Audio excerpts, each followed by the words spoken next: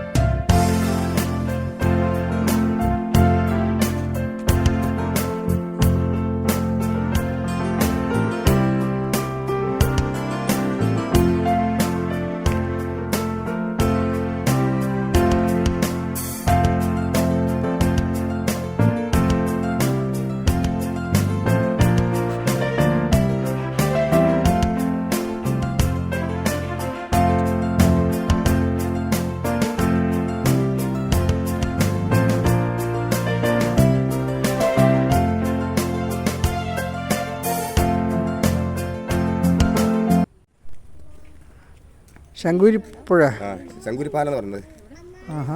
അതല്ലേ ട്രെയിൻ പോകുന്നേ? അതെവിടെ? ആ അങ്ങ് അറ്റത്ത്. ഓ അത് ഇവിടുന്ന് ഇങ്ങനെ കോഴിക്കോട് ഇങ്ങോട്ട്. ആ അല്ല കോഴിക്കോട് ഇങ്ങോട്ട് വരുന്നത് മംഗലാപുരത്തേക്ക്.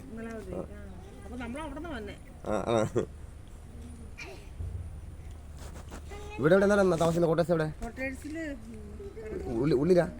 ആ ഉള്ളിലല്ലേ? ആ ഞാൻ വിളിച്ച് പുറത്താന്ന്. ഉള്ളിലല്ലേ?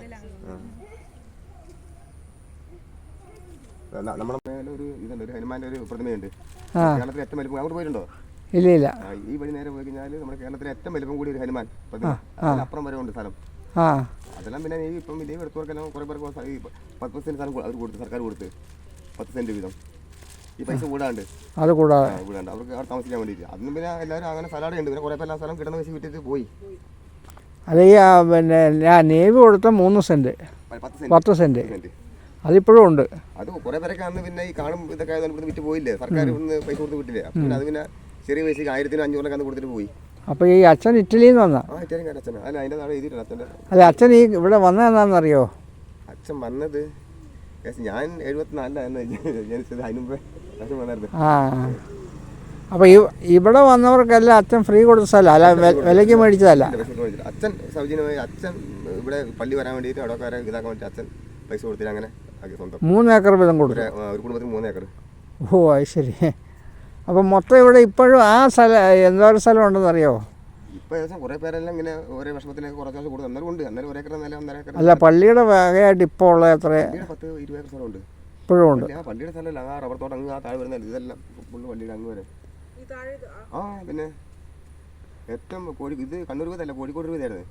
കോഴിക്കോട് രൂപ സമയത്ത് ഏറ്റവും കൂടുതൽ വരുമാനമുള്ള പള്ളിയായിരുന്നു ഇത്.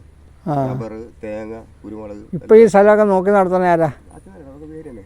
ആണോ ഇപ്പോഴത്തെ വികാരി? എവിടെ വികാരി? ഇപ്പം ഇതിനിടയ്ക്ക് മാറി. അച്ഛൻ ഇവിടെ മറ്റേ എറണാകുളം ജസ്റ്റൻ തടത്തിൽ രൂപദാസനാണ്. ആ ശരി. ഉണ്ട് 2 ഗവൺമെന്റ് ഉണ്ട്. ഇതിന് താഴെ അവിടെ വരുമ്പോൾ കണ്ടില്ല സന്തോഷ് ഭവൻ ഗവൺമെന്റ് എഴുതി വെച്ചിട്ടുണ്ട്. വരുമ്പോൾ തന്നെ പിന്നെ ഒന്ന് മറ്റേ ഇവിടെ മറ്റേ വെള്ള സിസ്റ്റം വരെ ഇവിടെ നമ്മുടെ പയ്യാമ്പലം. അപ്പോൾ ഇവിടെ എങ്ങനെയാ തണുപ്പ് കൂടുതലല്ലോ ഉണ്ടോ? മലമോളി തണുപ്പ് ഇപ്പം കുറച്ച് തണുപ്പ് ഉണ്ട്. അല്ല മൃഗങ്ങളെല്ലാം ഉണ്ടോ? മൃഗങ്ങൾ മറ്റേ ഇത് മാത്രം മറ്റേ കുരങ്ങിന് ശല്യം ഇപ്പോൾ കണ്ടമാനം. ഈ നേവിയിലുള്ളത് നമുക്കിവിടെ ഒരു തേങ്ങ പോലും കിട്ടുന്നില്ല. മുഴുവൻ കുരങ്ങിന് ശല്യം. ഇവിടെ കാട് കിടക്കുന്നു. അതിന് മറ്റേ കാട്ടുപന്നിയും മുള്ളമൊന്നും ഒരു ശല്യമൊന്നുമില്ല. കുരങ്ങിനെ കൊണ്ട് ഒരു രക്ഷയില്ല. വരുന്നല്ലേ?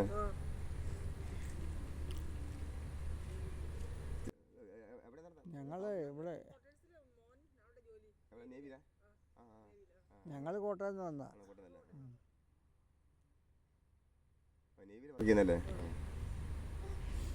ഇവിടെ ഞായറാഴ്ച എല്ലാം നേവിയിൽ നിന്ന് ഇഷ്ടംപോലെ ആൾക്കാർ വരുന്നുണ്ട്. കുർബാനയ്ക്കും എല്ലാം വരുന്നുണ്ട്. ആ കൂടുതലും പേര് താഴത്തെ പള്ളിയിലാന്ന് തോന്നുന്നു.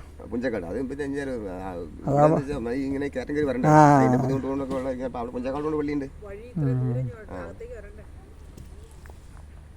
ഇവിടെ കുറേ ജോലിക്ക് കയറിയിട്ട് ഉണ്ടല്ലേ? ആ എന്നാൽ ശരി പോട്ടെ. ഓക്കെ ശരി. എന്നാ പിന്നെ ഓക്കെ. കണ്ണൂർ ജില്ലയിൽ പയ്യന്നൂർ റെയിൽവേ സ്റ്റേഷനിൽ നിന്ന് ഏകദേശം 6 കിലോമീറ്റർ അകലെയുള്ള രാമന്തളി ജംഗ്ഷനിൽ നിന്ന് ഇടത്തേക്ക് ഒരു തിരിഞ്ഞ് 3 കിലോമീറ്ററോളം യാത്ര ചെയ്ത് മലയുടെ മുകളിൽ,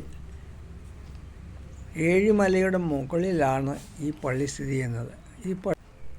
ഇറ്റലിക്കാരനായ ഒരു അച്ഛൻ കഴിഞ്ഞ നൂറ്റാണ്ടിൻ്റെ ഏകദേശം ആദ്യ ഭാഗത്തോ മധ്യഭാഗത്തോ ഇവിടെ വന്ന് അന്ന് കാട് ആയിരുന്ന ഈ മല, ഒരു പ്രദേശം മുഴുവൻ വിലയ്ക്ക് വാങ്ങുകയും, രാജാക്കന്മാരുടെ കാലത്തായിരിക്കാം, വിലയ്ക്ക് വാങ്ങുകയും പിന്നീട് കോട്ടയം, ഇടുക്കി ജില്ലകളിൽ നിന്ന് കുടിയേറി വന്ന ആളുകൾക്ക് 3 ഏക്കർ സ്ഥലം വീതം കൊടുക്കുകയും അങ്ങനെ അവർ കൃഷി ചെയ്ത് ഈ മലയുടെ 2 ഭാഗത്തും ആയിട്ട് താമസിക്കുകയും ചെയ്തു. അങ്ങനെ 300ഓളം ഇടവകക്കാരുണ്ടായിരുന്നു. എന്നാൽ നാവിക അക്കാദമിക്ക് വേണ്ടി സ്ഥലമെടുത്തപ്പോൾ അതിനകത്തുനിന്ന് 120 കുടുംബക്കാർ സ്ഥലമെടുക്കപ്പെട്ട മൂലം വീണ്ടും പല സ്ഥലങ്ങളിലേക്കായി പോകേണ്ടി വന്നു. ബാക്കി 180ഓളം ഇടവകക്കാർ ഇപ്പോഴും ഉണ്ടെന്നാണ് പറയുന്നത്.